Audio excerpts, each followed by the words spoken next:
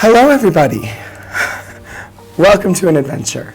I'm trying to not talk really loud because I still have laryngitis and I'd like it to go away. So let me know if there's a problem hearing me, because I will adjust stuff with the microphones and the music so that you can hear me, and so that usually I project, even though I'm in here in a room by myself and the microphones are picking stuff up. Hopefully you'll be able to hear me without me doing that today. But yeah, welcome to an adventure. I hope that you're having a good week. It is Wednesday, in case you didn't know. And that means that it's time for our regular visit to the archives here. The mic is a tad loud. I can lower the mic a little if other people think that the balance is off, or I can bring the music up and you can lower your volume. But if the music needs to be louder, let me know. Because all of that is adjustable. Right now, I think I have the microphone like as loud as it goes. And normally, I wouldn't put it up that high. The music is perfect. Give me a second. I will lower the mic just a tad. Whoops, I forgot. I can't walk away with the headphones on.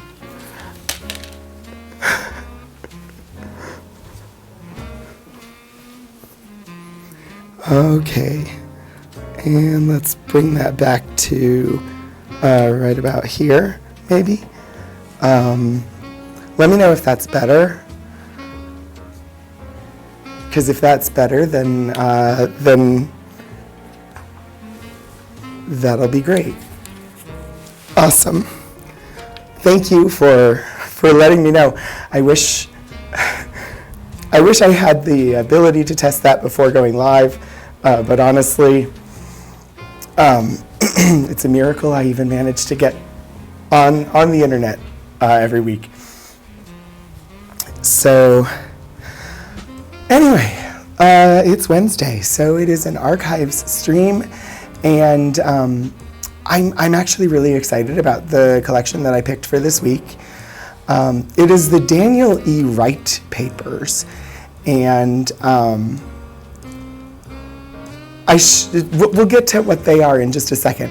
I should probably, welcome people to the show, and some of those starting things that probably I should do. So, welcome to Archival Adventures. This is a weekly show that goes out on twitch.tv/VTUL Studios, as well as twitch.tv/Rogan27 every Wednesday from the University Libraries here at Virginia Tech. I am Anthony Wright Day Hernandez, the Community Collections Archivist here, and on Twitch, I am known as Rogan27, which is why this goes out to both channels. Hello Q Squared, hello Hannah, and hello Fluidan. It is good to see you all here at the top of stream. Hello anybody else who's out there. Welcome to the show. We are going to start by reading the Virginia Tech Land Acknowledgement and Labor Recognition, which is how we start every episode of this show. So let me go ahead and pull that up on the screen here so you can read along with me. Virginia Tech acknowledges that we live and work on the Tudelo and Monacan people's homeland, and we recognize their continued relationships with their lands and waterways. We further acknowledge that legislation and practices like the Morrill Act of 1862 enabled the Commonwealth of Virginia to finance and found Virginia Tech through the forced removal of Native nations from their lands, both locally and in Western territories. We understand that honoring Native peoples without explicit material commitments falls short of our institutional responsibilities. Through sustained, transparent, and meaningful engagement with the Tudelo and Monacan peoples and other Native nations, we commit to changing the trajectory of Virginia Tech's history by increasing Indigenous student, staff, and faculty recruitment and retention, diversifying course offerings, and meeting the growing needs of all Virginia tribes and supporting their sovereignty. We must also recognize that enslaved Black people generated revenue and resources used to establish Virginia Tech and were prohibited from attending until 1953. Through inclusive VT, the institutional and individual commitment to prosim, that I may serve, in the spirit of community, diversity, and excellence, we commit to advancing a more diverse, equitable, and inclusive community. So, the papers that we're going to look at today, as I said, are the Daniel E. Wright papers, and I'm actually really excited for these. You may have heard Wright in my name. I've been a Wright my entire life, and I do have a relative named Daniel. As far as I can tell, I am not related to the person whose papers these are. This is not the Daniel this is not the Daniel Wright that I know of that I am related to. That said, these papers themselves seem really, really interesting to me. So this is the finding aid. It's located on the Archival Resources of the Virginias site. These papers span 1903 to 1973, and I don't know a whole lot about Daniel Wright. There's a short biographical note. I think there might be some biographical information in the collection, and I might want to look at that first because I want to know more about him.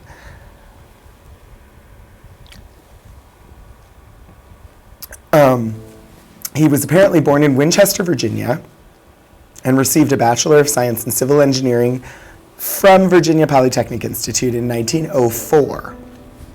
He went on to participate in the construction of the Panama Canal and in the public health activities which rid the canal zone of yellow fever and malaria. And then in 1921, he was awarded the Theodore Roosevelt Medal of Honor for his work in the canal zone. He then served as a consultant from 1921 to 1929 for the Colombian and Panamanian governments, then joined the staff of the Rockefeller Foundation in 1929 and worked in Greece and Turkey on water supply and disease control. He also worked with the United Nations Public Health Service in Burma during World War II. Burma is, of course, now known as Myanmar.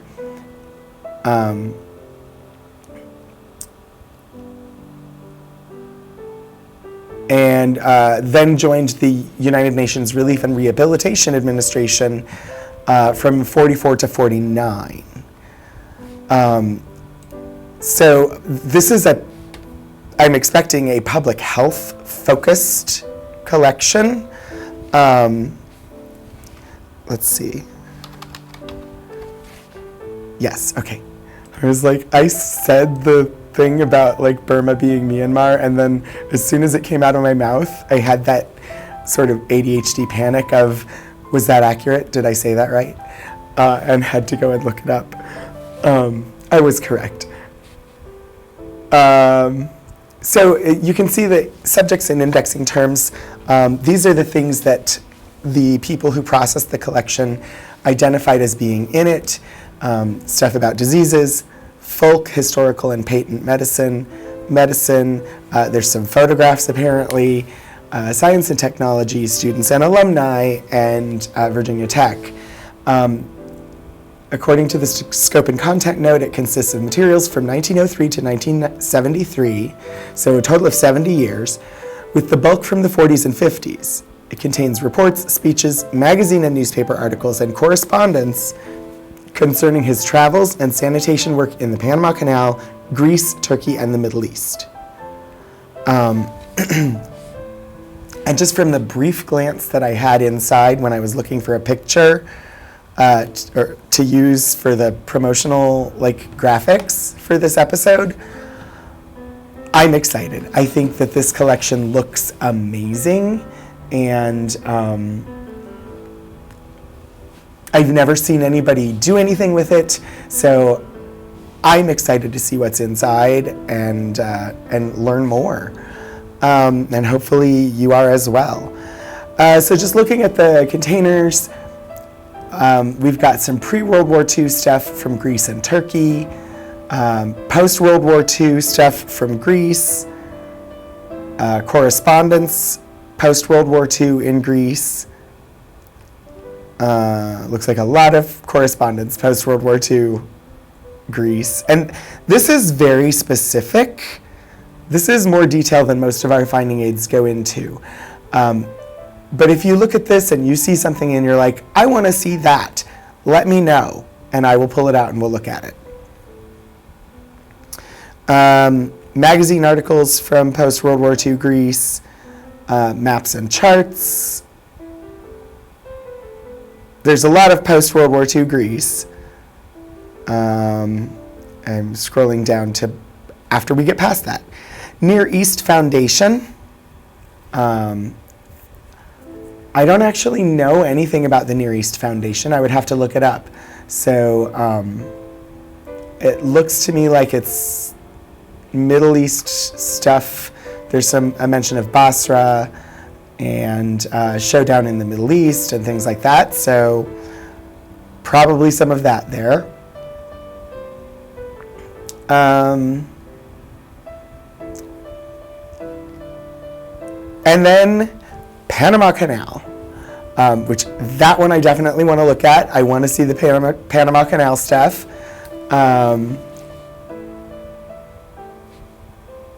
A flyer for a speech given by Wright's son. That's interesting.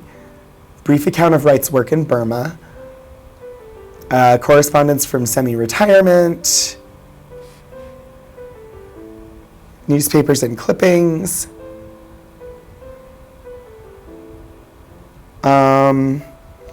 Then there's looks like a series of items from during World War II. So there's some concurrent things happening during World War II. Looks like a folder of materials from Grace Y. Wright. And then commissions and memorabilia, which there are actual artifacts. When it says German mug and German plate, there's a plate and a mug. And we can look at those too. I have all of them here. A ceramic Greek donkey I have here in this room. And we could take a look at that.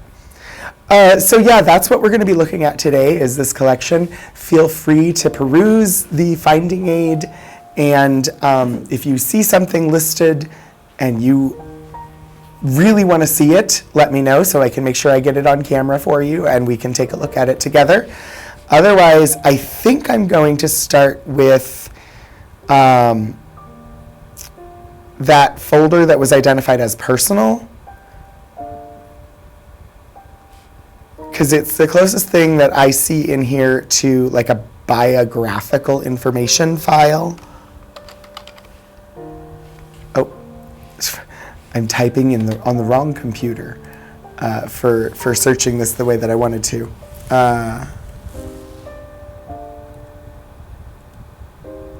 Oh, no, this is where we're going to go first. Box 1, folder 11 for the small biography on Daniel Wright, because I want to know more about this guy. We're going to dig into his papers and read his letters. I want to know more about him. So, let me set this keyboard aside and bring us over to the document focus screen.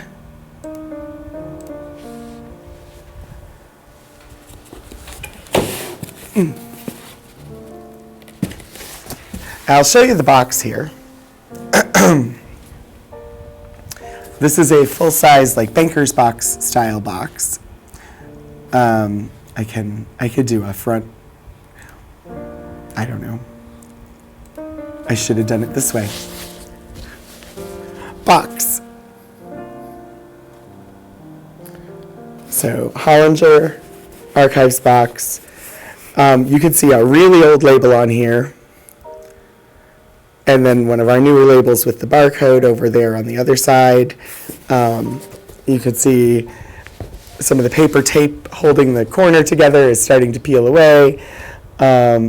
This collection sits out in our offsite storage. It doesn't get used a lot. So it's probably fine the way it is.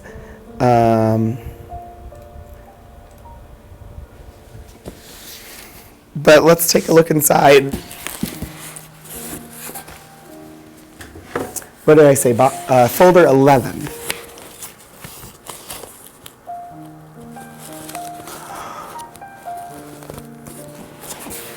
They're backwards. They're backwards from the way I expected them to be. There is no such thing as backwards. But, all right, here we go. If I can get the folder out.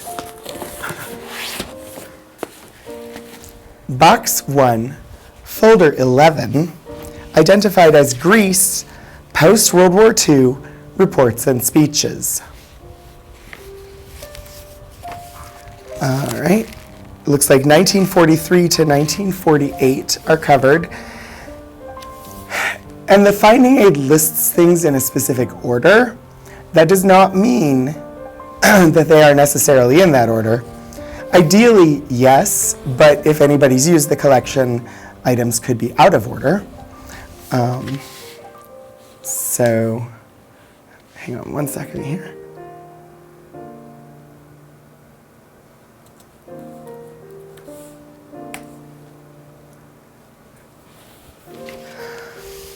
I'm looking for the bio, the brief bio. So, incomplete.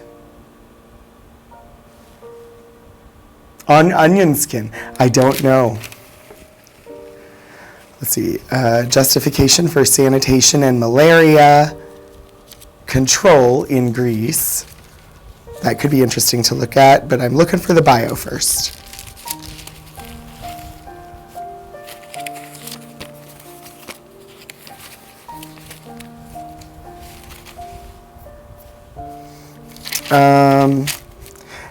Incidentally, is anybody here particularly interested in public health? Know anything about public health specifically, or like the Army Sanitation Corps or anything like that? I'd be curious if anybody has particular knowledge or experience in that area.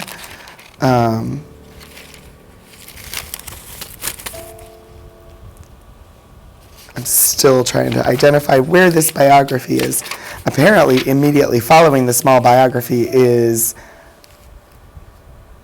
a preliminary report on the uses of DDT in Greece in 1946, which sounds interesting.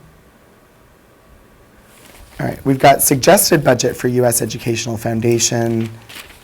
That is definitely after, or supposed to be after, outline for radio speech.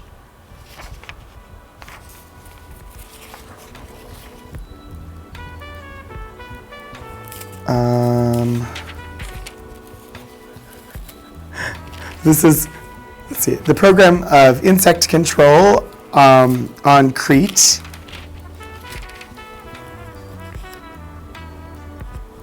Malaria control, 1946. I've gone too far, apparently. That's larva control, yes, okay. Before that, there should be a memo to Dr. Chisholm. And before that should be the preliminary report.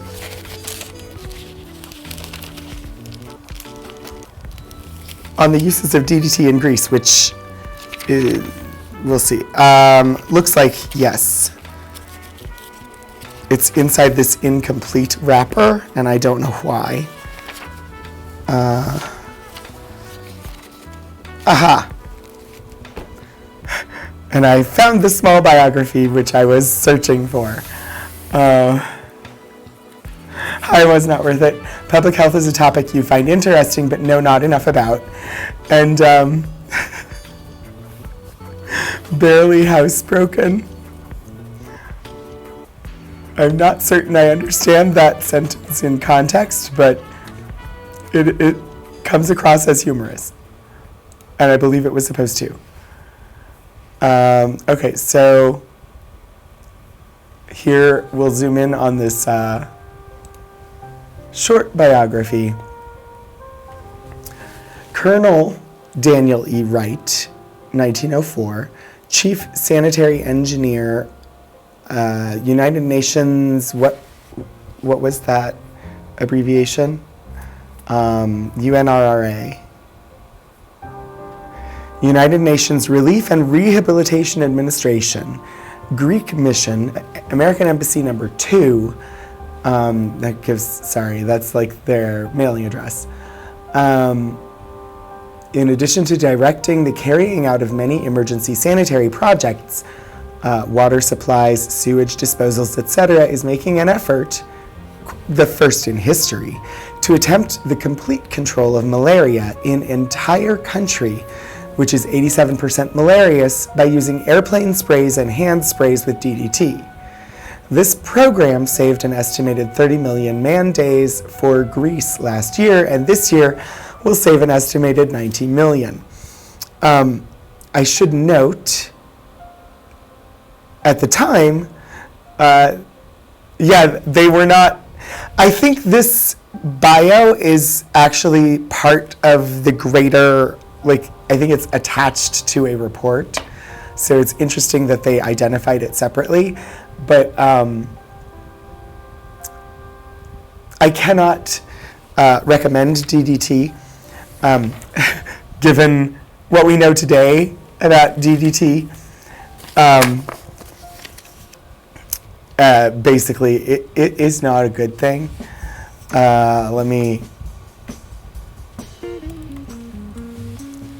Before we dive into this,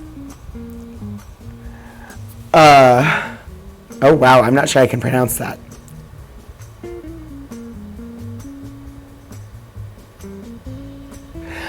Dichlorodiphenyl trichloroethane, commonly known as DDT, is a colorless, tasteless, and almost odorless crystalline chemical compound. An organochloride.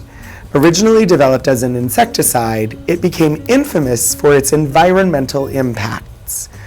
DDT was first synthesized in 1874 by the Austrian chemist Othmar Zeidler. DDT's insecticidal action was discovered by the Swiss chemist Paul Hermann Müller in 1939. It was used in the second half of World War II to limit the spread of the insect-borne diseases malaria and typhus among civilians and troops.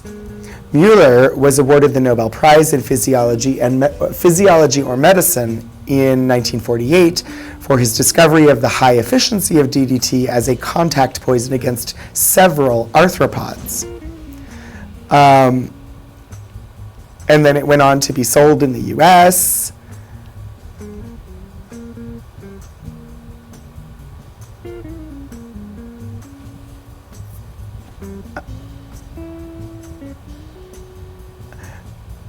Here we go. In 57, New York tried to restrict it.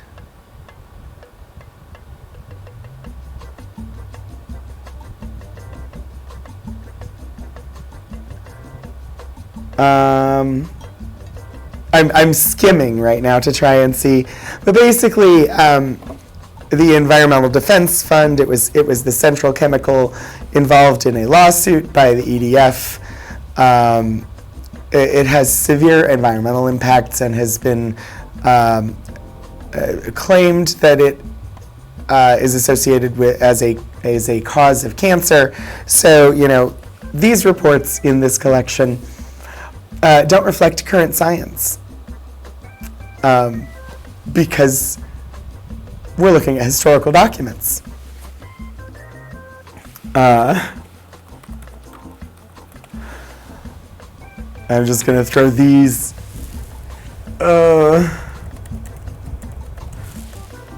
It helps if I spell it right. Anyway, Not kidding when they said a brief. There's a website that shows his headstone. Interesting. Hi, Puddleglum. I hope that you're doing well. It is good to see you. Have you been able to resist diving in on the games that you want to dive in on? I know you were trying to resist. So, since we're here, we might as well take a look at this preliminary report on the uses of DDT in Greece in 1946. Introduction. Greece is the first country in the world to use DDT on a national scale. In 1946, approximately 300 tons will be used throughout the country as 1. A residual house spray to kill adult mosquitoes, flies, fleas, bedbugs, and lice. 2. A liquid larvicide applied by hand to control small isolated mosquito breeding near villages highly endemic for malaria. And 3. A 20% DDT concentrate applied as a thermal aerosol by 10 airplanes, which will spray large unaccessible mosquito breeding lakes, swamps, or rice fields.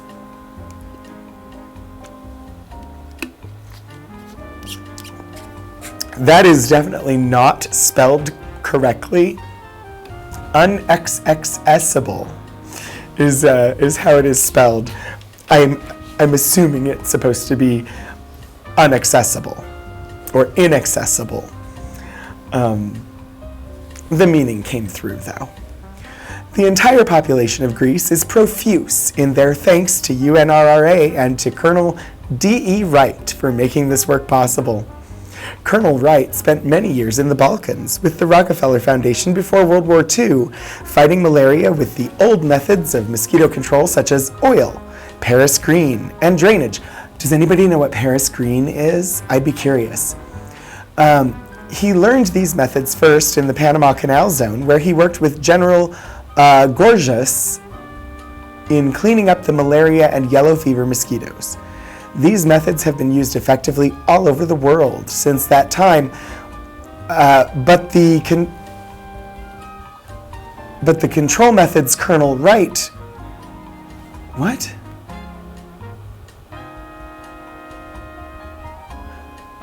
That sentence just ends without finishing a phrase.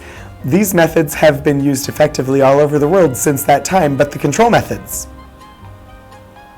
Colonel Wright was the first to recognize the potentialities of DDT and the good work that could be done with it in the Balkan countries. Oh my. I'm sure, he was being celebrated at the time. I had no idea this was sort of such a key figure. Therefore, because of DDT, he joined UNRRA as their chief sanitary engineer.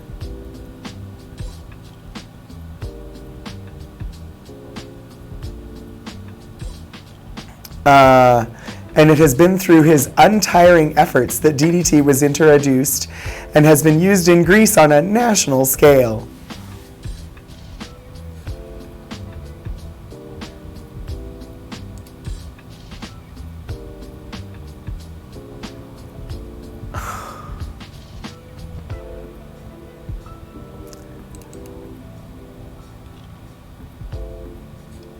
Thank you, Hannah, for posting that link. I'm going to follow it and I'm going to read about Paris green, copper acetate triarsenite, or copper acetoarsenite, is an inorganic compound. As a green pigment, it is also known as Schweinfurt green, emerald, or Vienna green, a highly toxic emerald green crystalline powder that has been used as a rodenticide and insecticide, and also as a pigment despite its toxicity. Also used as a blue colorant for fireworks. The color of Paris green is said to range from a pale blue-green when very finely ground to a deeper green when coarsely ground. Interesting. Okay.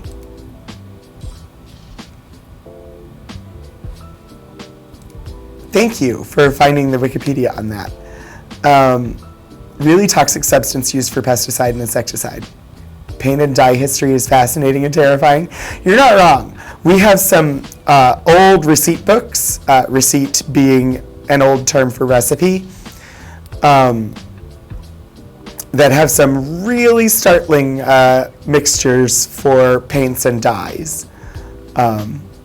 Arsenic green is a whole thing, yeah.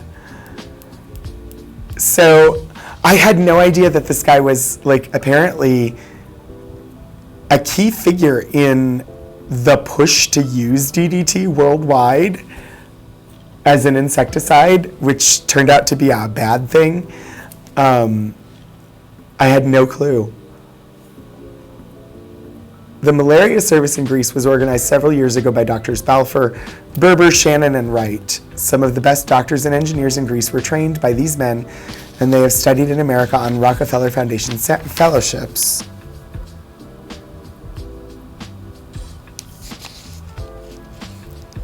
Interesting. Airplanes, yeah, accidents. To date, we have had 14 accidents, and to say that we have been lucky is an understatement. While training, one pilot hit a seawall and crashed, resulting in his death and a total loss of the aircraft. The other 13 accidents and forced landings did not injure the pilots. I'm sorry, 14 aircraft accidents to spray insecticide across the country seems high to me.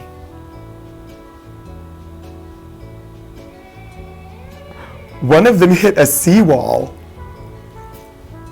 8 of them were due to pilot error. 6 were due to motor failure. This is World War II. I thought aircraft were more advanced by then. And people should have, like, this is what, 47? This is after World War II. I would think they could get a lot of very experienced pilots. Wow.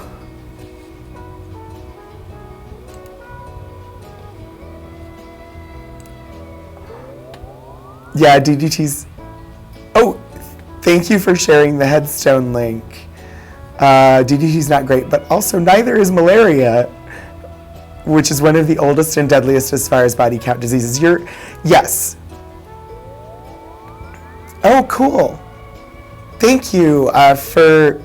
I had not tried looking him up on Find a Grave. We use Find a Grave quite often when doing, like, biographical notes for the finding aids, but I had not looked him up.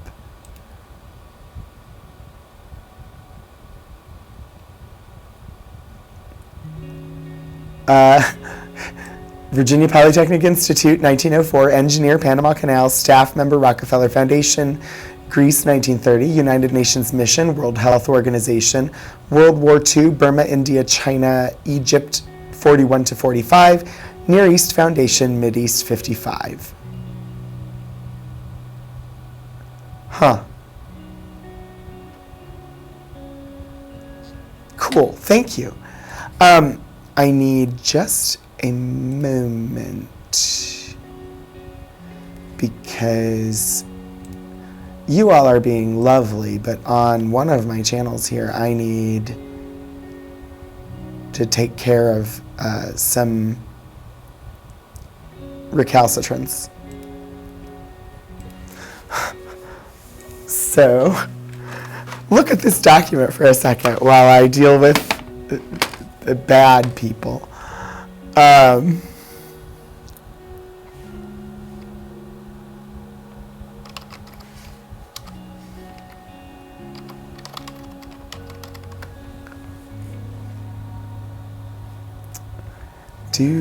Do. Yes. Oh. Amazing. Somehow doing that. Oh, no, I got it. Never mind. Where'd it go?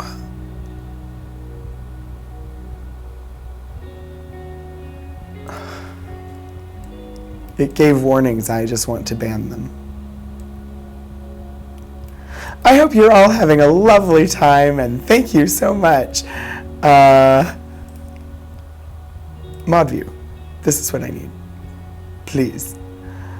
Just bear with me 1 second here.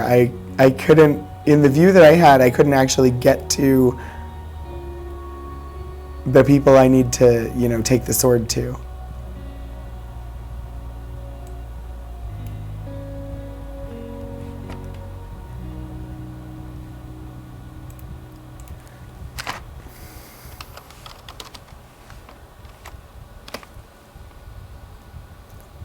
Did I do it right?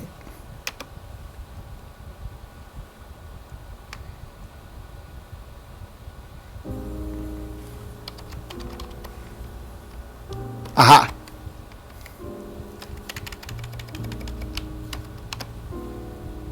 Ha! Success! It's been a while since I had to do this myself.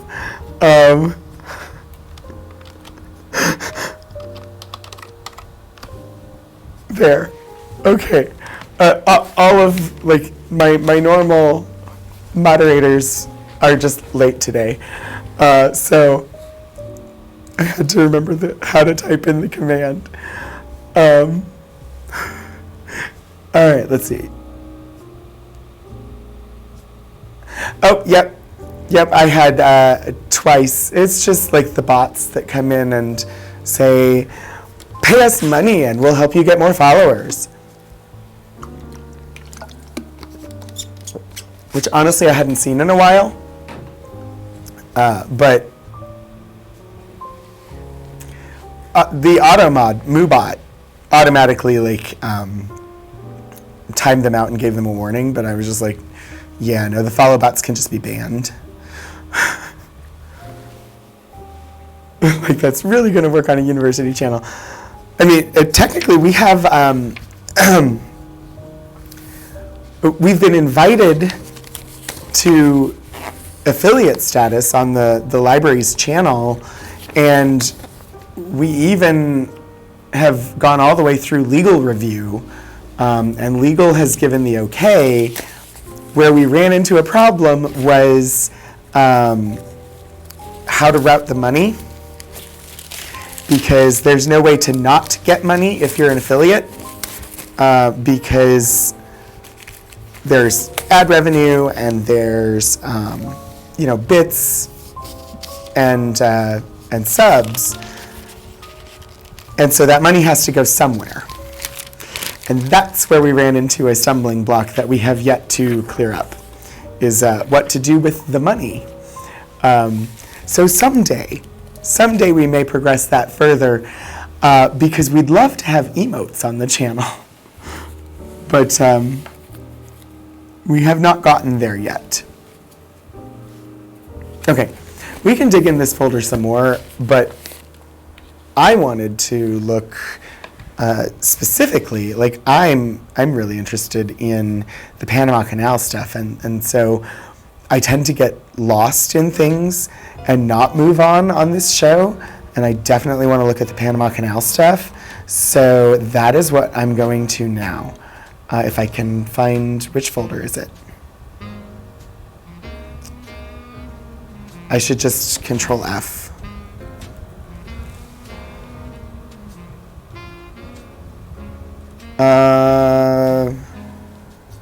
Let's start with box 1, folder 18 for Panama Canal. And again, if you see something that you think is interesting in the finding aid, please tell me, because I would love to share it so that we can look at it together. And this folder is just called Panama Canal, 1904 to 1926. So I don't know exactly what's going to be in here. More about the table. Which table, Zen? I'm confused.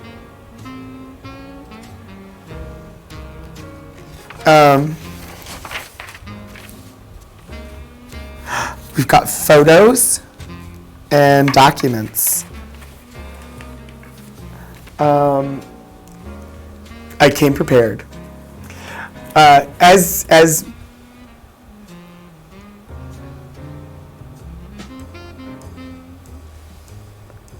Oh, the table? It's literally just a piece of commercial furniture. This one. I could talk about it. It's just, from a library vendor or an office vendor.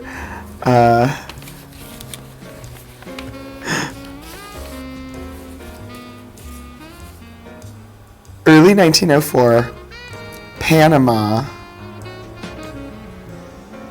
DEW and Canal something.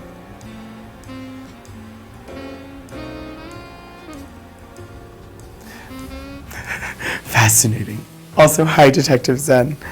As you know, most of the time I do not have the stereotypical archivist gloves on. That's because in our archives, we don't use the gloves for paper documents. There's too much chance that they will catch on a ragged edge and tear paper, and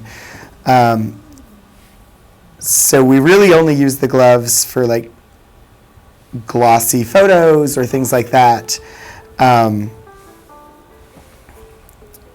where the oils on your skin could potentially damage the item. Now, that's not to say that oils on your skin won't damage paper. It's just a balance of what's going to damage it more. And with our collections, the decision was made that it was more likely that people were going to damage it by being clumsy and accidentally tearing the paper, and that would cause more damage than the oils on somebody's skin. Let's see. Ruins of Old Panama, 1921. I'm going to zoom in a little, I think, because I think I can go in one more zoom level and get closer to these photos. Yeah.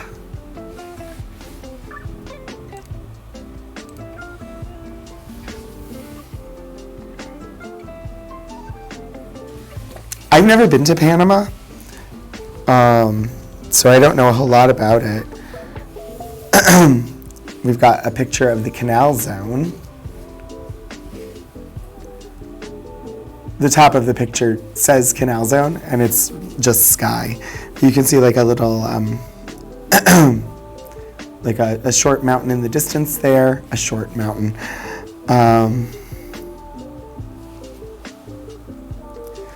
At the bottom, I think that says Ericot Laundry.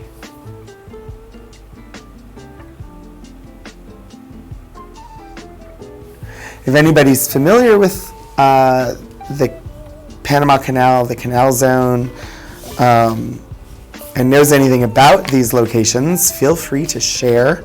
I don't know much. The next one, we have some text on the back. Interior, where coal was supposed to be, it was not in sufficient quantity. Spent 2 weeks there.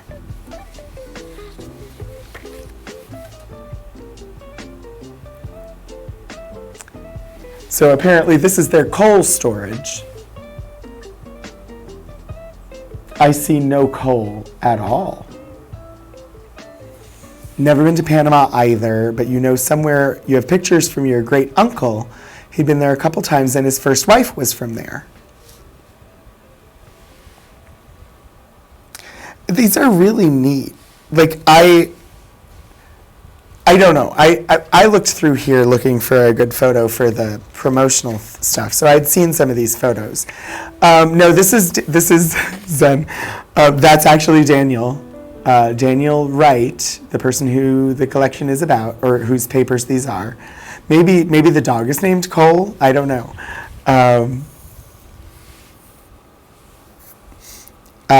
Rio Indio.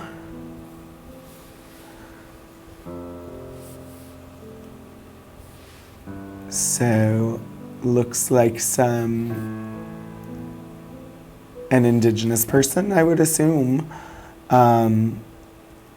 Panamanian. that appears to be, I don't know, it seems really long to be an arrow. I would guess like a spear for fishing, just based on looking at it, but I don't know. It says where we camped. It's a blowgun, apparently. According to the writing here, it is a poison blowgun.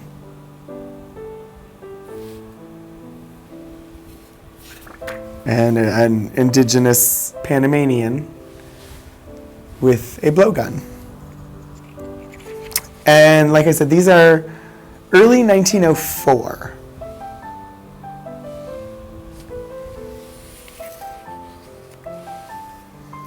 River Indus, Panama. Yeah, Hannah, that makes sense, yeah. It's not a blowgun? It says it's a blowgun. No, but you were right. I see it now. I didn't see it up. He's holding a bow. People wrote stuff on the back of old photos. He is holding a bow. I can zoom in a little further. I don't know. I could try and mess with the contrast, but yeah, there's a barbed tip. And that is definitely a bow. It's interesting to me that the back of the photo claims that it's a blowgun, because that's definitely a bow. It's black against the black of the trees in the image, so I didn't see it at first.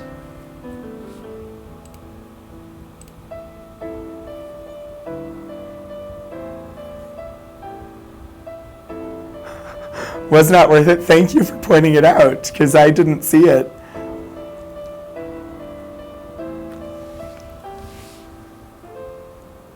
Amazing. So yes, while there is writing on the photo, here's a thing, and this is a great archives lesson. We don't know who wrote the writing. This, I believe, is Daniel Wright's writing, so it just says where we camped.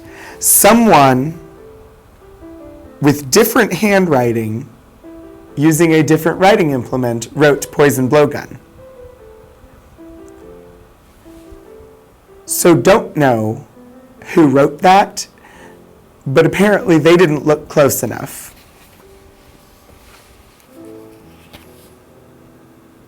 So yes, while the writing on the back of photos is great, you can't always trust it. River Indus, Panama. That's all it says. It's just a river photo. Yeah, I wouldn't want to get stuck with it in either case. That's true. Jungle Interior, Panama. See, okay. Photos like this, I personally don't understand the point of.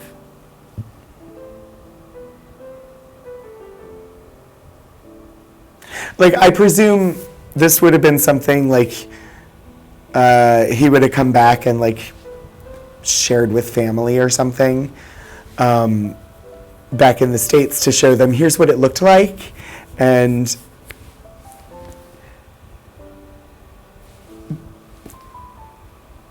for me, I never would have had the inspiration to take this photo. There's nothing particularly striking about it. What story am I telling? Cameras were new and exciting back then. Yeah, 1904 is not too long into to where like a quick photograph would have been easy to take. Like, it wouldn't have been too much earlier that you would have had to spend a lot of time to take a photograph. Spoiled by being able to take 100 pics on the phone and delete 90 of them.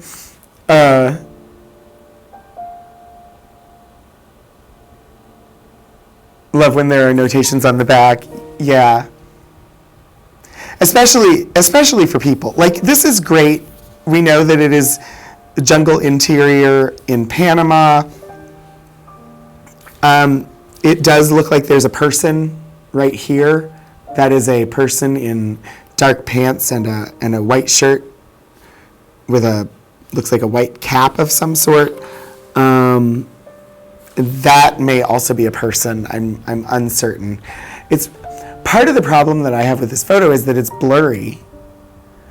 But it's like I've traveled, and I personally just never get the inspiration to be like, oh, look at that, it's so pretty, I can take a photo. But also, for most of my life, anywhere that I've gone, what's the point of me taking a photo? Because there's going to be an amazing one of that location that already exists somewhere on the internet. So unless it's like a particular subject that is unique, I would not have the inspiration to take it. This is merely just like this photo makes sense. I get this photo. The scenery pictures are the family photos you don't care for. You've scanned so many that they just say, field on the way to California. And yeah, like I don't understand.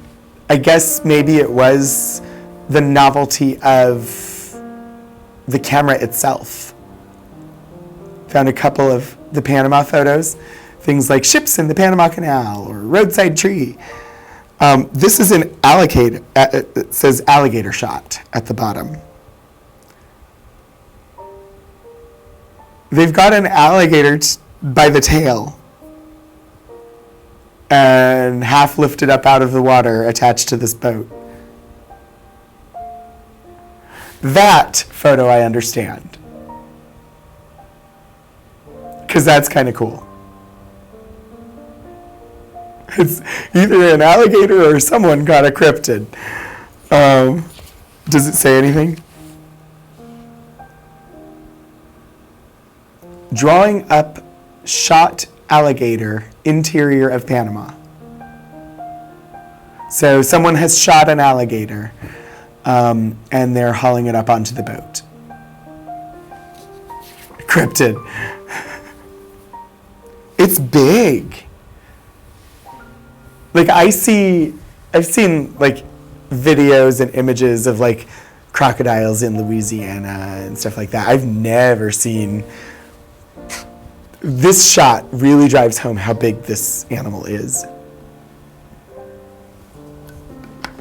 Even not knowing how big that boat is.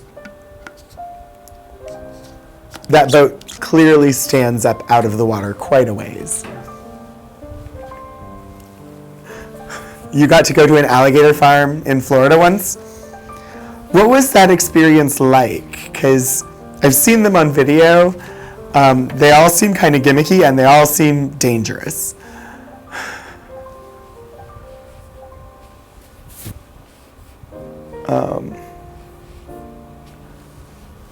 What is this one? Entrance to Boca Chica.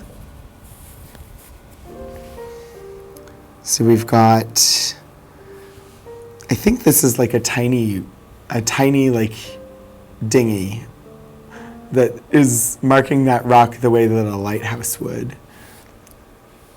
But I'm not certain. So it's mostly just a water shot. I don't know anything about Boca Chica, so I don't know. Yes, crocodile, not alligator. In Florida, right?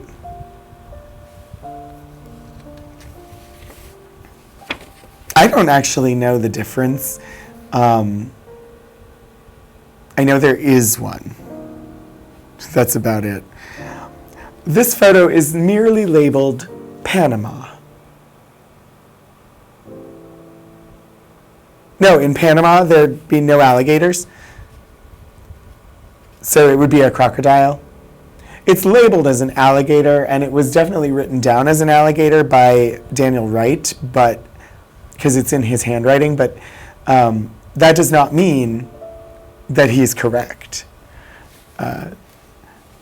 There were numerous signs about not letting your kids sit on the fence for the dug-in pit enclosures. You went as part of a class trip as a senior in high school, so that wasn't really a concern. None of your classmates jumped the fence either, so you came back with everyone you went with. And they had an albino alligator in an enclosure with sun protection. So, did they seem like they really cared for the alligators and like it was a zoo? Like, because, yeah, like, it seemed legit. Cool. This appears to be a horse race in Panama. You can see all the people are wearing, like, white clothes. At least all of the people on that side. Everybody over here has a bowler hat. Straw bowlers, or boaters. Sorry, those are boaters, not bowlers. But over here, they've got the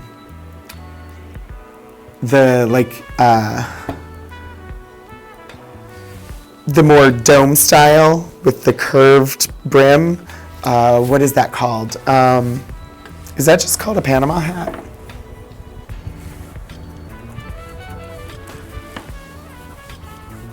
No, these are called Panama hats. What is the curved one? A safari hat. So it looks to me like some of the people over on the other side of the fence have a safari hat on, but like everybody down here on this side has a Panama hat on. A pith helmet, Detective Zen. You're not wrong. I was going for safari hat. But a pith helmet does have that shape. So you are not wrong. You were happy to be there instead of another hour, another tour led by a lady who talked to you like you were fifth graders. Oh, I'm sorry.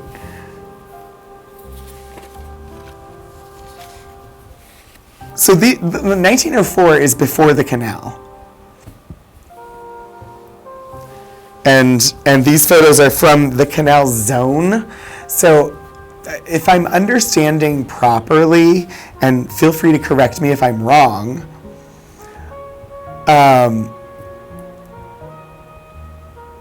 I believe a lot of these photos ultimately are of like the stuff in the Canal Zone, the photos in the Canal Zone from before the canal are places that would not exist after the canal was made. Like, this is literally where the canal runs through now. If I'm understanding correctly what the Canal Zone is.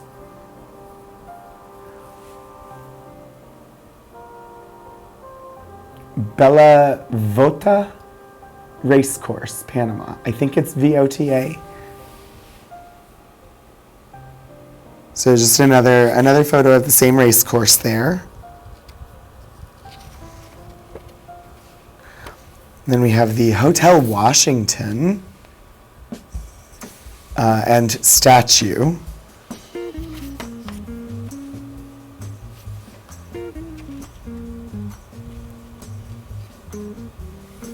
I don't have any more context than that. You have one family photo that's labeled Building in the Canal Zone, and the photo would have been taken somewhere between the 1950s and 70s. Okay, so then I wonder, I guess the Canal Zone is just the area surrounding where the canal is?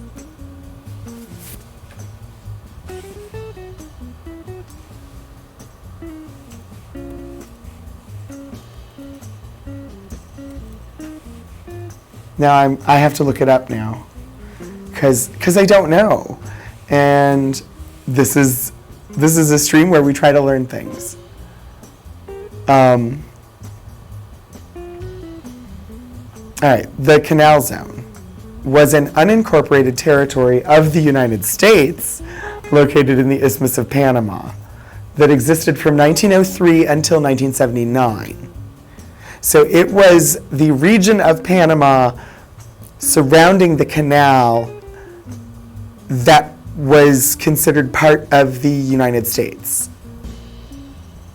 It was located within the territory of Panama, consisting of the Panama Canal and an area generally extending 5 miles or 8 kilometers on either side of the center line, but excluding Panama City and Colón. Its capital was Balboa.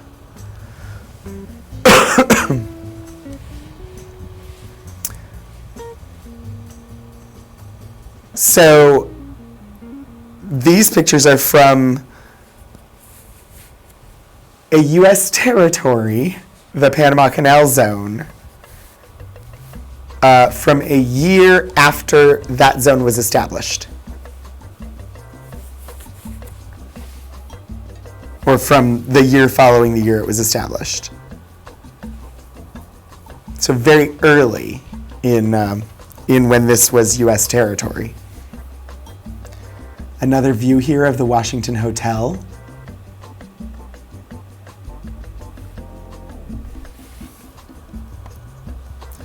Oh, this next one's a good picture.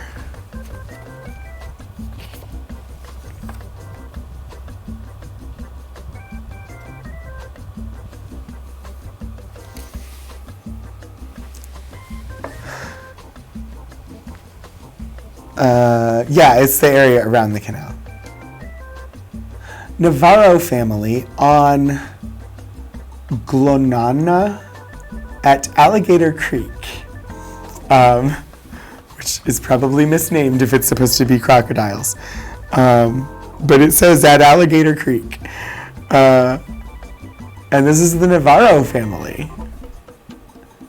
What is a Glonana? What is Glonana? Glonana. I have a lot of the what is questions today. I should just grab the other keyboard and not do my looking up on the side. I can do it directly in front. I just have to pull this keyboard out. Oh, thank you. Wikipedia in 1904 wasn't very accurate. Wikipedia about 1904 should be pretty accurate if you understand how Wikipedia works. Wikipedia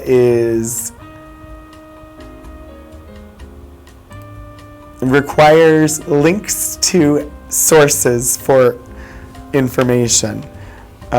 It's generally pretty accurate, although it's not authoritative.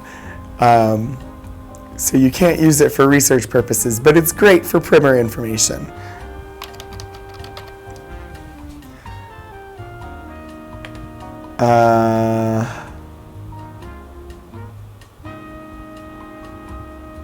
No idea. Is it the name of a river?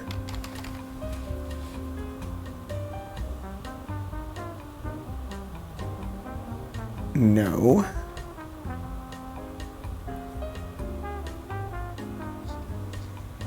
I have no idea. Glonana. I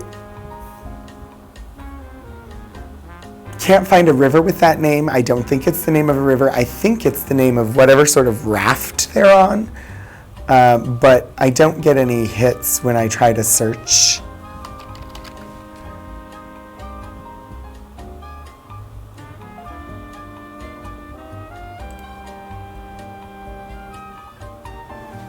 Huh.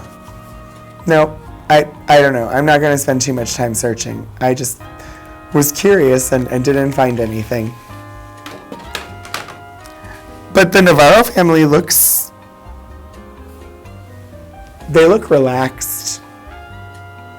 They're all there in their Panama hats, although they have like sort of captain-y hats. I'm guessing these are like the patriarch and matriarch of the family with their little captain's hats. 2 young boys, it looks like. One in a blazer and tie with a collared shirt, and one in more of a flowy, like blouse-like shirt. We've got the guy in the white Panama suit over here on the side. I believe, I don't know. And honestly, this is all judgment based on looking at people in a picture. It says nothing about how they identified their gender, but I believe that this is a woman down here. Based on the way they're dressed. Anyway, the Navarros. There's an alligator creek at Ngobe Bugle, Panama, since the photo is labeled as Alligator Creek. Hannah, thank you.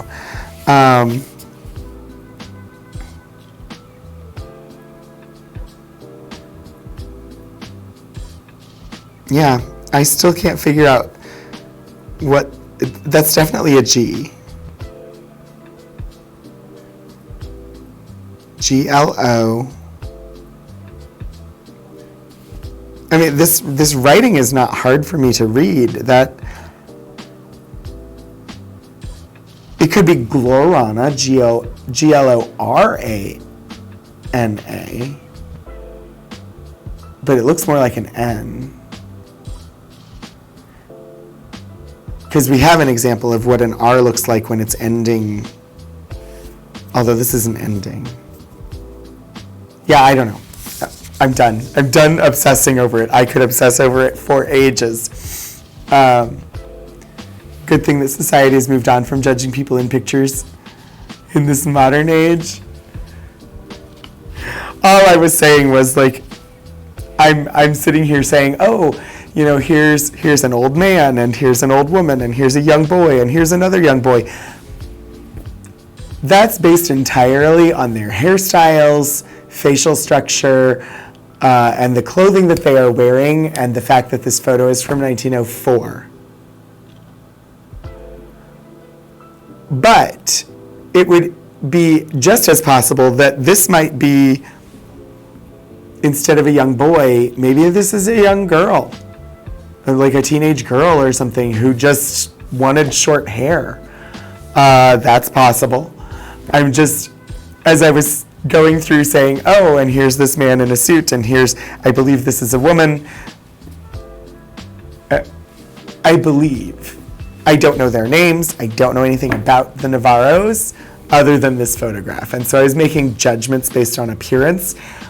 What I can say is this person appears to be female presenting, but I don't know that they're a woman.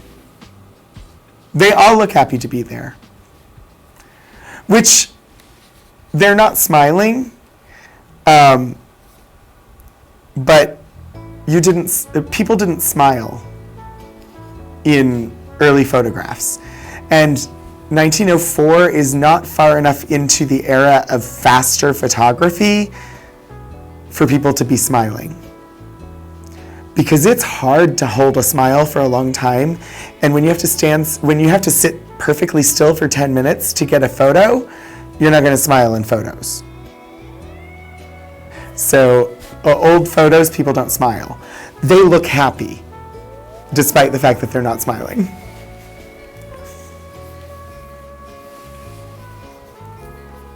Locks, Canal Zone. So this is part of the canal, and that would be one of the locks on the Panama Canal.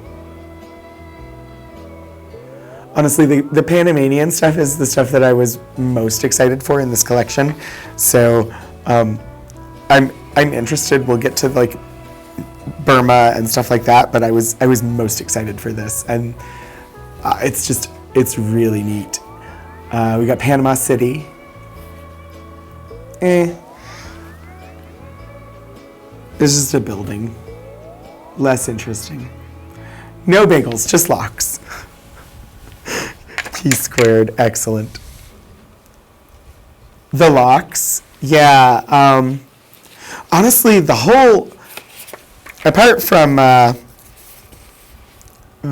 horrible death rate, and the basically slave labor involved in building the canal, apart from the human rights abuses,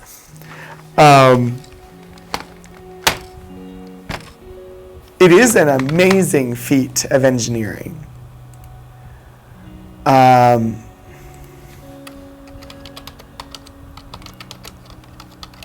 I know one of my former colleagues worked on some Panama Canal archives.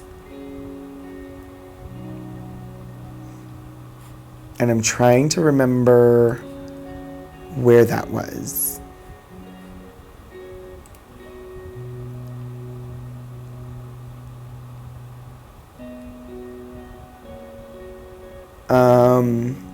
Because I can point to them if I can find them. Let's see. I'm just gonna do a quick search in my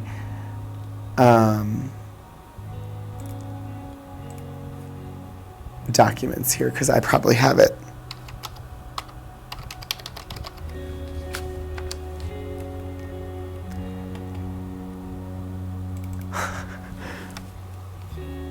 I do. Hang on one second. I've almost got it here.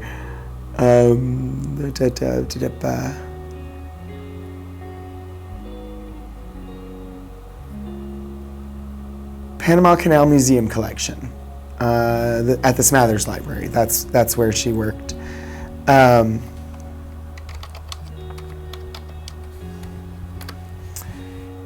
So since I've got,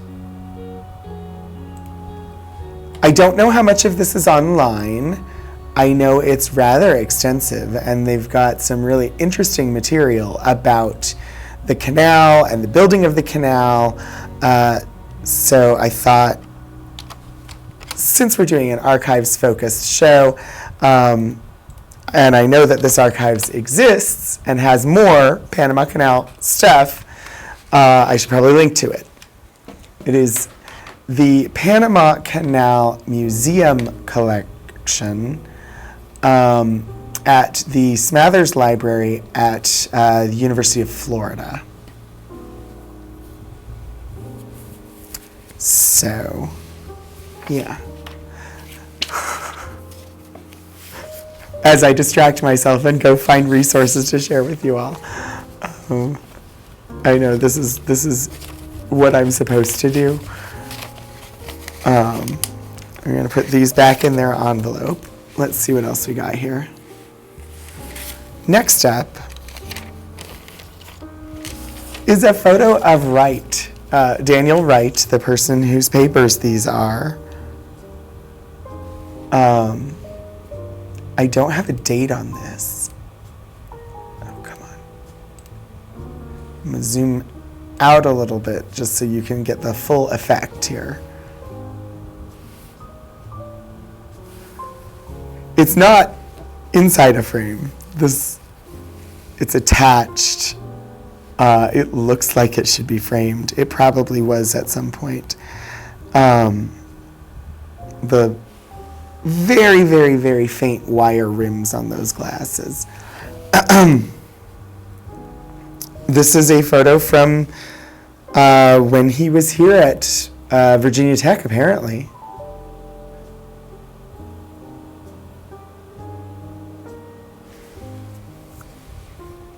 So this must be one of his school photos from Tech.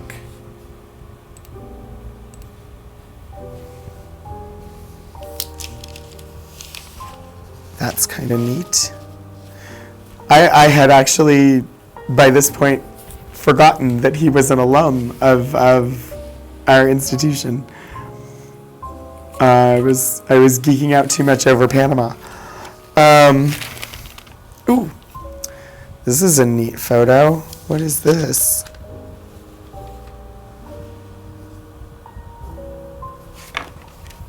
Hank, Dan Wright, interior of Panama.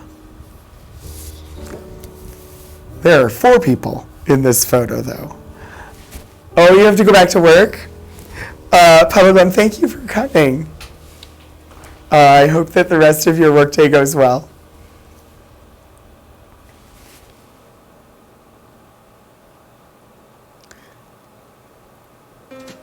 So, I think this is Dan Wright over here on the right. I guess the person next to him would be Hank. But then I have no idea who the other 2 people are, because on the back it didn't say anything. That is a lot of thatch. A lot of work went into making that building. That had to have been, well, depending on how many people worked on it, but that's more than a day's worth of work for an individual to thatch that much roof.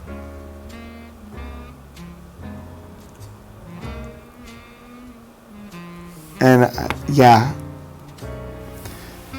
there's a very big cleared field. I'm not certain, I wish there was more context. It just says interior of Panama. I don't have a date, but sometime after 1904.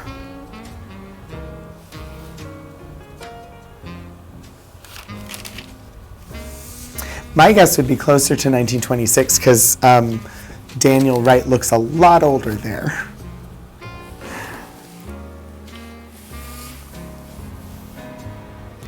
A banquet seating chart. Society of the Chagres. I've never heard of the Society of the Chagres. January 17th, 1914. And literally, there's all these names with numbers by them. And it's a seating chart, because down here, all the numbers. Major river in Panama.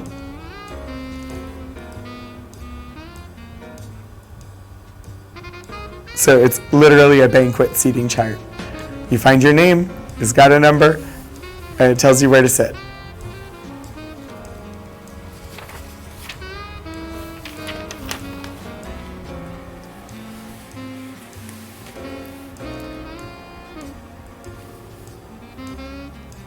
This looks like it's straight out of a movie. Doesn't it? Doesn't it look like an old movie, like Indiana Jones style, or like Romancing the Stone or something like that? It literally looks like it's just directly out of a movie.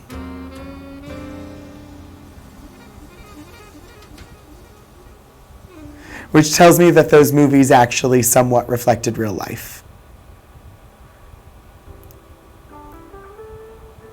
I always questioned how accurate they were, but this still shot tells me they had a little bit of accuracy. Rio Indio, Panama, 1904, Sanitary Squad, Malain.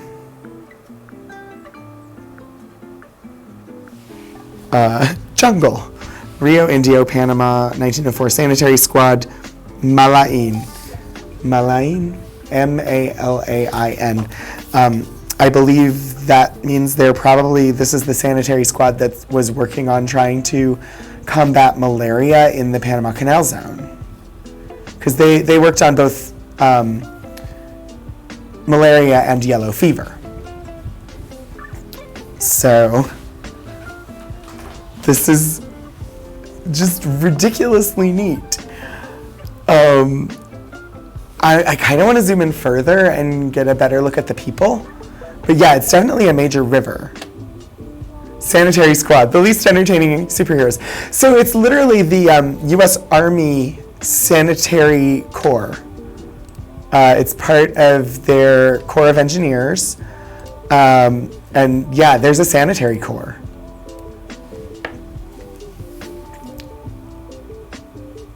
So I just, it's, this is just really neat. You can see the people with the walking sticks. I'm guessing that the people on the left might be like local guides. It's really, really neat picture. Oh, and we've got Whimsies coming in. Hello, hello Raiders. Hello 16-bit Eric. Welcome Whimsies to Archival Adventures. It is the show that I do here once a week. I am an archivist at Virginia Tech, and I stream this show to two channels, twitch.tv/VTUL Studios, as well as my channel, twitch.tv/Rogan27. Today we're looking at the Daniel E. Wright papers, and right now we're in the middle of a folder from his time helping, or he worked on public sanitation for the U.S. Army during the building of the Panama Canal.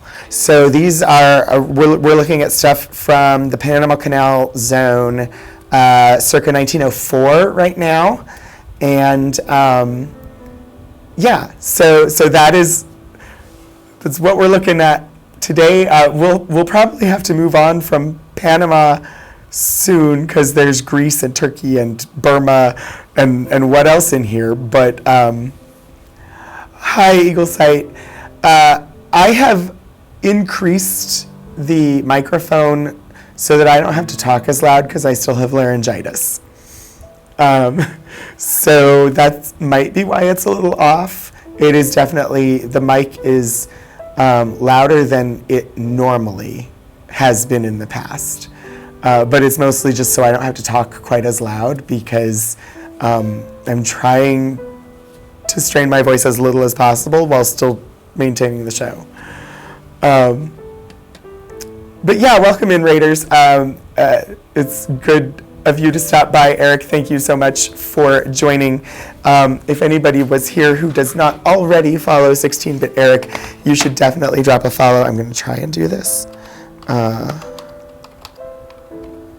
Whoops. I know how to do these things. I usually have at least one mod here. I don't today. Yes, if you do not already follow 16-bit Eric, you should follow 16-bit Eric. He is a wonderful, wonderful TTRPG streamer you may know from Geek and Sundry in the past or the Streampunks today. And just an all-around good person with a wonderful community. You should definitely drop a follow over there if you don't already follow. So we were just looking at this photo. I don't have a lot of context. Rio Indio, Panama, 1904, Sanitary Squad. And so the Sanitary Squad, Daniel Wright, whose papers these are, was a member of the U.S. Army Sanitary Corps. And so this is the squad. I'm guessing, based on the back where it says Malain, that this may have been the group that was working on addressing malaria. And so malaria, it's mosquitoes, and you want to go and find water sources. Yes, iron trout. That was my guess, was malaria work. But I was raving over this photo and how it looks like a movie still. It looks like it could be from some sort of adventure movie like Indiana Jones or Romancing the Stone or something in that genre. It's a really amazing photo.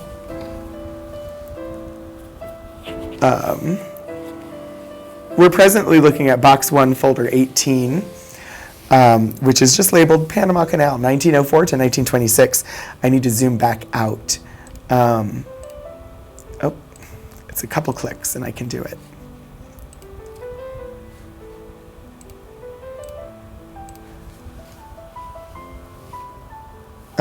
This one, what's it say?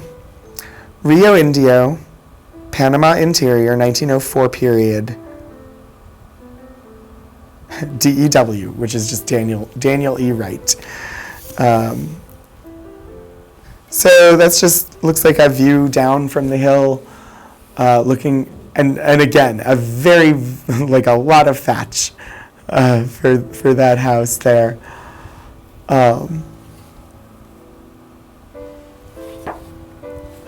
Let's see what else we got. The President's Address, November 16, 1906. The President's Address at Administration Building, Culebra Canal Zone, Panama, to the employees of the Isthmian Canal Commission. I will attempt to read it. The font is not that hard, it's just my voice. I don't think I'm going to sound very presidential. Gentlemen, there is not much to say, because all that I would say is how heartily I appreciate on behalf of the country the work that you are doing. Yesterday and today, as I have been going along the canal and seeing the work, I have felt more and more a feeling toward you gentlemen and toward all connected with the canal who are now going along and doing their duty, that they are earning a right to the gratitude of the country, such as can normally be earned only by soldiers who have served in the few great wars of history. I have just the feeling about you men down here that I have in meeting the men who have done well in a big war, necessary for the honor and interest of the country that has been carried to a successful conclusion. Next to man's home life, the thing best worth doing is something that counts not only for himself, but for the country at large. And that is the kind of thing you are doing. And I hope that the spirit already here will grow even greater, such as will make each man identify himself with this work and do it in such shape that in the future it will only be necessary to say of a man, quote, he was connected with the digging of the Panama Canal, unquote, to confer the patent of nobility upon that man. In other words, just as we think of those who fought valiantly in the Civil War, we feel that he is a man who does not have to explain his part in the work of civilization. And it is a great work, and I feel that this is what you have earned. What he has done explains itself. Now that is exactly what we will have the right to say. That man did his full duty, because he was connected honorably and in good faith with the greatest feat of the kind ever performed in America, the greatest feat ever performed by any nation in the history of the world. Now goodbye and good luck. You seem a straight-out set of Americans, and I am mighty proud of you. Theodore Roosevelt. Interesting.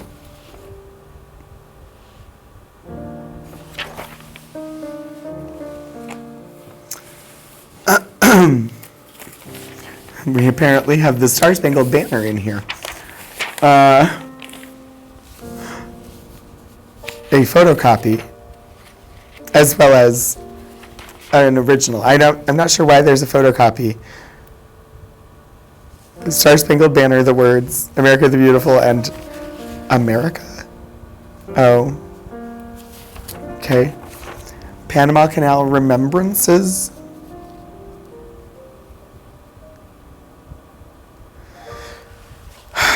This is labeled as being from GHR, around about 1920. I don't know who GHR is. Without going into the history of pre-canal days, more than to state that the U.S. government for many years recognized the need of connecting the Atlantic and Pacific Oceans somewhere along the isthmus to speed up mobilization of the Navy in time of threatened war. In 1898, the war clouds were heavy over the Spanish territory of Cuba, and the U.S. fleet was sent to Cuban waters to protect American interests in Cuba. The Spaniards had a strong fleet within the harbor of Santiago de Cuba, guarding that port. Sampson and Shelley were in command of the American fleet in a position of watchful waiting. In a crisis, however, they felt their weakness, and the battleship Oregon was immediately dispatched for reinforcements. But the Oregon was in the San Francisco harbor, and although she set sail at once and traveled 16,000 miles without a single important mishap, it took 71 days to reach Key West by the shortest route. Down the west coast of the Americas, around Cape Horn and up the east coast of South America. After the close of the Spanish-American War, the U.S. government entered negotiations for the canal in earnest.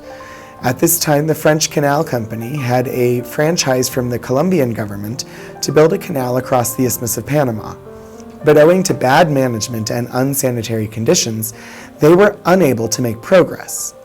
In 1903, the Republic of Panama secured its freedom from Colombia, and within 6 months, the U.S. government had closed an agreement with the French Canal Company for the purchase of its franchise and property, and the Republic of Panama completed agreement for perpetual lease of land 5 miles on either side of the center of the proposed canal.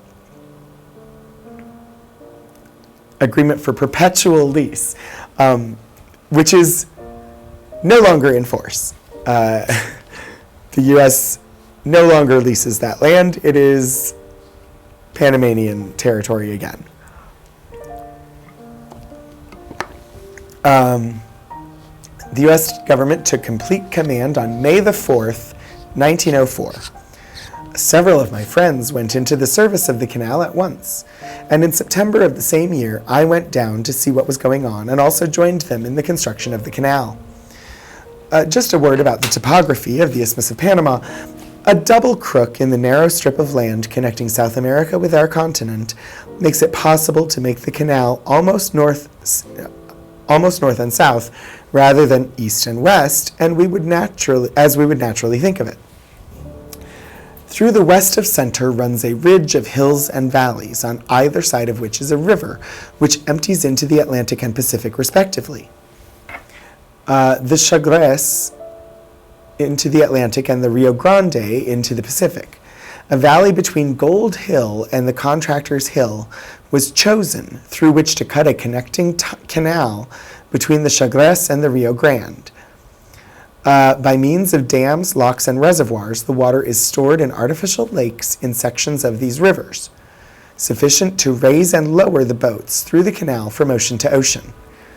On the Atlantic side, at a place called Gatun, a system of 3 locks lifts the boat from sea level, 85 feet to the level of Gatun Lake, where it travels 23 miles to Gamboa, where it enters the Culebra Cut, officially known as Gilliard Cut. The cut is 8 miles long to the Pedro Maguil Lock, where it is lowered to the level of Miraflores Lake. About a mile through this lake to a pair of Miraflores locks. Then by means of 2 locks, it is lowered about 55 feet to the sea level section of the canal into the Pacific Ocean. Interesting. Okay, let's see. I have spent a lot of time in this folder. It's been fun time, but we have about 15 minutes left. I should look and see what else there might be for us to gander at, because this collection is really neat. I am pleasantly surprised. This collection has been really, really kind of neat. Lots of post-war Greece. What's this one?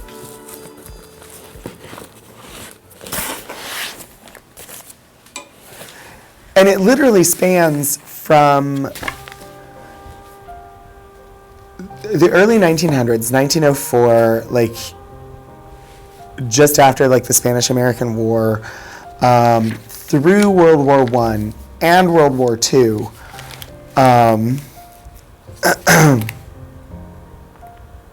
Just lots of stuff, and public health focused.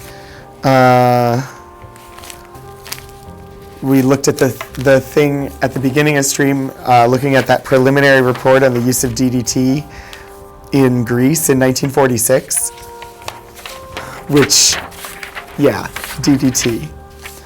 I don't know what this is. This looks like an organizational chart. I thought I was pulling out maps. I'm gonna zoom out so you all can see better what I'm looking at. If I can get to the right window. All right, so we have a supplement to an organization chart. Not exactly what I was hoping for.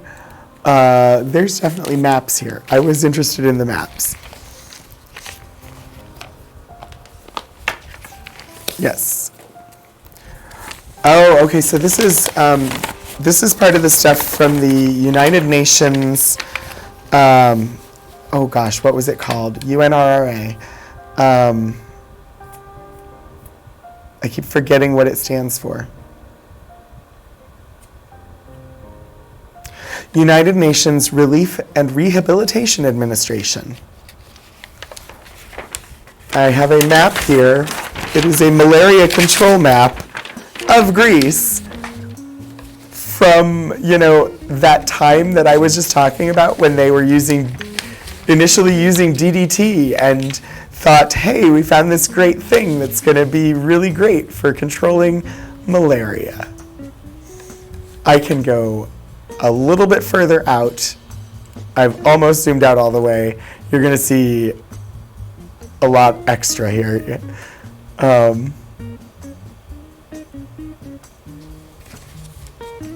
So I don't need to be this far out though, because that gets the full width of the map. Malaria control, 1946. DDT spraying by airplane.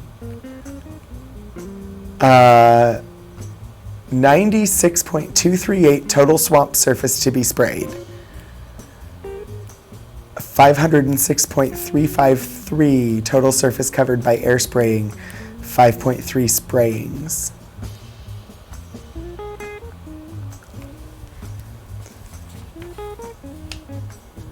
Under the supervision of Colonel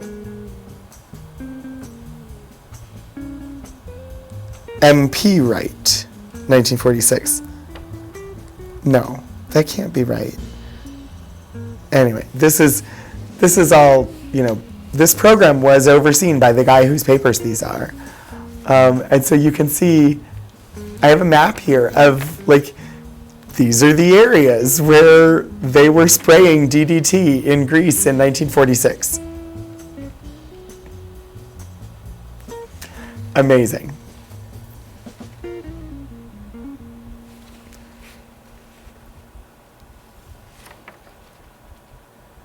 Amazing. This is, this collection I think this is a gem. Like I said, it's in offsite storage. It barely gets used. I think this collection is one of the gems that we have in the archives that I think we sometimes get asked, what collections are the most interesting? What do we think people should look at? I might have to say this one. I think this one is one of the most interesting collections that I have seen.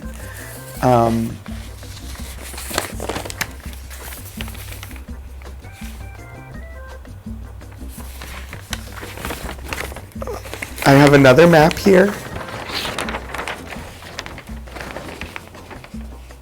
This is another map of the DDT air spraying program from 1946 in Greece.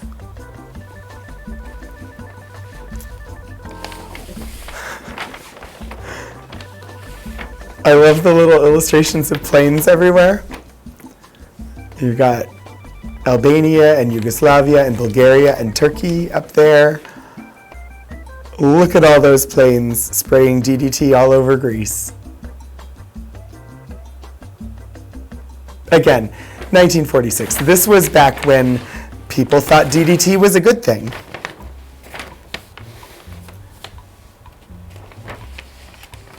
Amazing. This map is just spectacular. It's really pretty.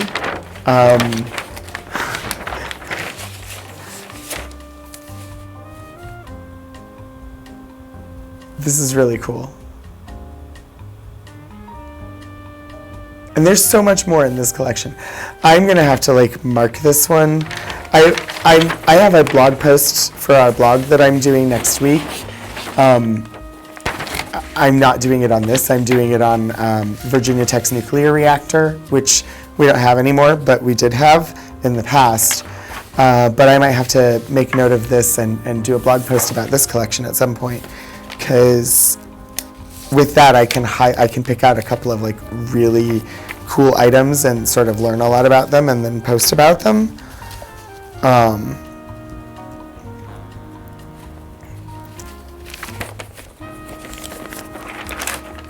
This is so neat. Oh, no. It tore. It happens. Anytime you're using collections, as gentle as you're going to be, sometimes a tear will happen. I tore it just a little bit along this seam here, and I will be extra gentle with it now, because now I feel bad. Because I did that live on the internet. DDT residual spraying. 31st of August, or January 1st through 31st of August, 1946. Yellow with a church indicates a village sprayed with DDT. A total of 3,870 villages. Orange house indicates houses sprayed with DDT, a total of 550,000. What I don't understand is like, okay, so there were 350 villages in this part of Greece. I guess it's really pretty. It's a strange, I think it's kind of a strange way to like illustrate it.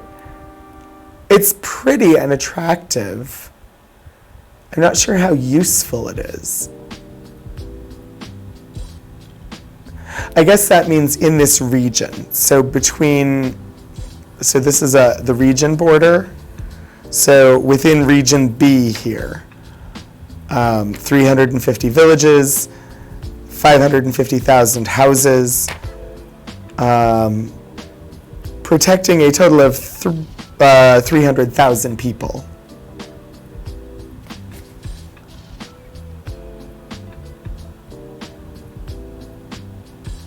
And just knowing like the future history of DDT after these maps were made,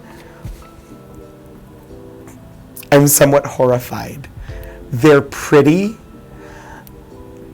they're really interesting, and they were made to highlight what people thought was a good thing, because they were controlling malaria. But they were doing it with a chemical that was destroying the environment and potentially causing cancer. And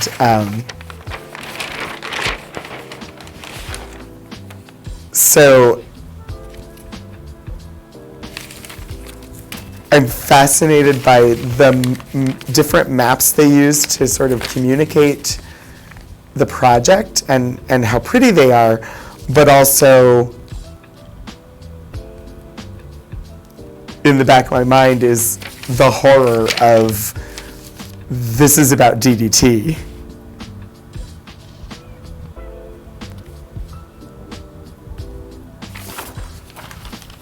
So yeah, we didn't get to the Burma stuff. There's stuff here from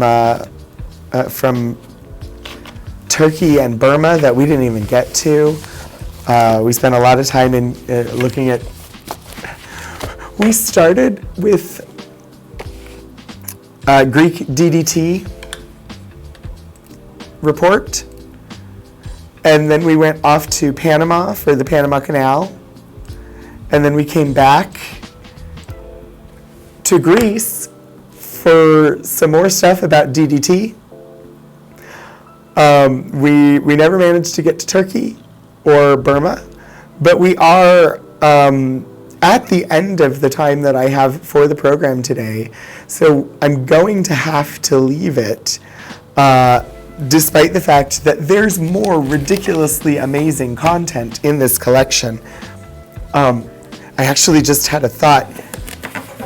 I said that I would share these and I didn't get to them, and I can take a couple of minutes now and do it because, again, there's too much good stuff in this collection for the amount of time that this program has.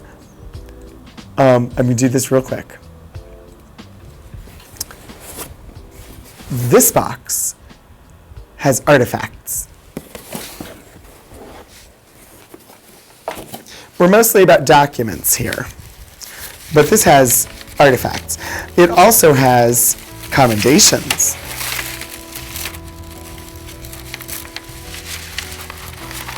Actual, like, presidential commendation. From Franklin Roosevelt. Know ye, let's see, to all whom these presents shall come greeting, know ye that reposing special trust and confidence in the integrity, diligence, and discretion of Daniel E. Wright, I do appoint him Sanitary Engineer Director, the Reserve of the United States Public Health Service. It has the seal of the Federal Security Agency. It's signed by the Federal Security Administrator. There's another commendation here, which is the Sanitary Engineer Director.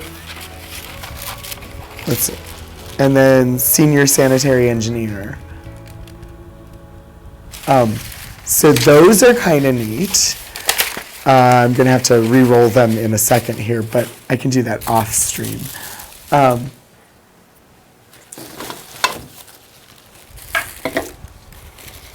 Objects. We've got, this looks like a shaving cream holder. Let's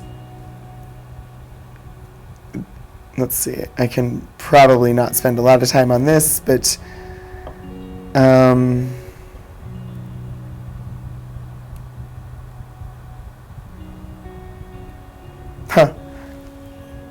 it doesn't appear to be specifically listed. I don't know. I'm uncertain about this one, but to me it looks like a shaving cream holder. But I'm trying to get to the plate underneath it, so let me do that.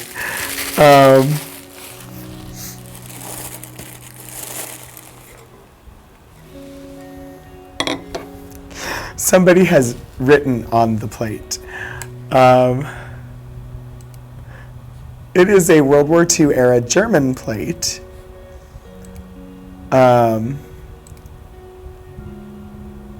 Would be from like their army camp kit or such.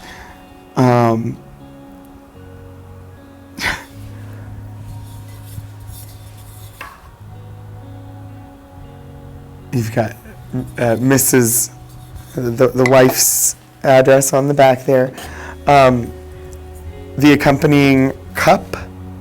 So these are just labeled as World War II German mug and plate. This would be part of their the soldier kit.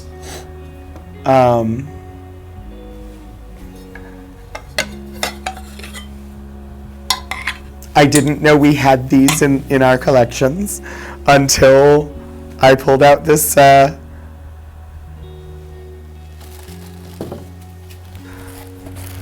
let's see, I've also got, what is this? A ceramic Greek donkey.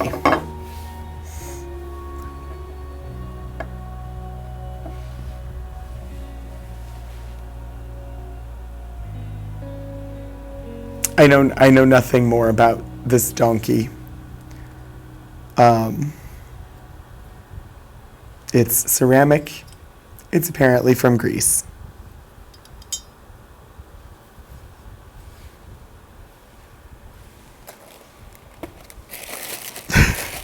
But I thought, I so rarely have objects that I can share on this program. It's almost all documents and photos. I wanted to share some of these while I could. There's another box in here. I believe it's the Army Camp Kit. I don't know if I'm going to get it all.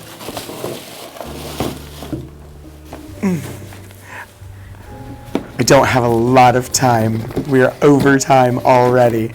But, oh no. It's a whole box of freaking photos.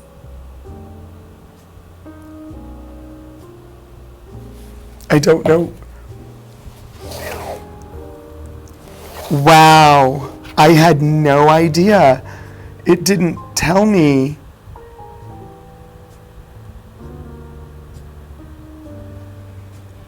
It's probably somewhere else in the finding aid. Those are very cool and look suspiciously uninventoried. You're not wrong. You are not wrong. That was a complete and total surprise.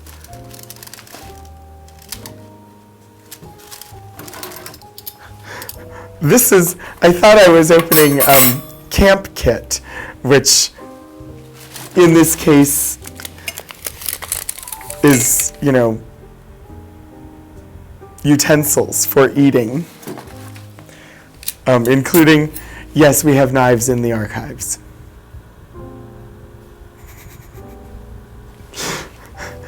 We also have sabers, and some muskets. Anyway, I just thought I would end with some interesting artifacts to go along with this. This collection is really neat. I've had a lot of fun with it. I hope that you have as well. Let me just close out and we'll find somewhere to raid. I should look and see. I don't know who's streaming right now.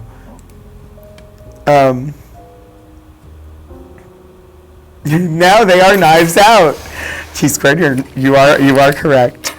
They are Knives Out. This has been a really fun collection. Coming up next week, I have another archives stream. I'm sure that surprises all of you. I'm just delaying while I go and look up what it is because I have forgotten. I just need to pull up the spreadsheet. Yes. So next week, we are revisiting the Melvin Goff papers. We had a stream featuring these papers last year. This was the early 20th century test pilot and crash investigator that people indicated that they would be interested in seeing more. So we are revisiting it next week. So I've identified, I've got a few different boxes this time, and it'll be more airplane test pilot reports. I think I might have gotten some of the crash investigation stuff. I don't remember exactly. It's not the same stuff that we had last time. So more stuff from there. And then the final week in January, I'm going to start a series. And the last week of every month, the last Wednesday of every month, at least for the first 6 months of this year, if not longer, I'm doing a series on high energy physics. Because as I was looking for the materials to do the blog post about the nuclear reactor, I came across a lot of materials and some really, really interesting collections around the topic of high energy physics. So I have enough of them to do an entire series of them, and so that it's not just back to back to back to back to back, I'm just going to do, for as long as it takes, the last Wednesday of every month will be part of the high energy physics series. So if you're interested in that, be sure you're here for the final Wednesday of each month. Let me go ahead and see who we're going to raid.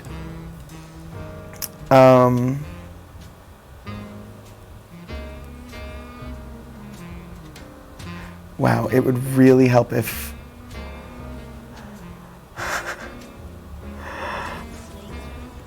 Oh, nope, stop. I was looking to see who was live. Oh wow, there's quite a few people live right now.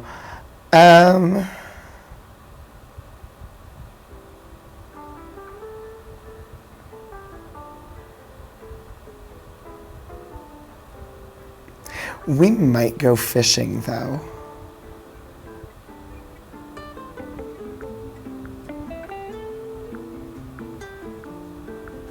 What are they doing? Otters? Sea otters? I think it's sea otters today. So yeah, I think we're gonna head over to the Monterey Bay Aquarium for the sea otter cam, because while there are quite a few people streaming, this just sounds fun. So anyway, thank you all for joining me today. Hopefully my voice will make a recovery sometime in the next couple of weeks. But I still had a really, really good time with today's collection. I hope that you did as well. I hope that I see you again soon for another archival adventure. Until I do, I hope that you all stay curious and keep exploring history.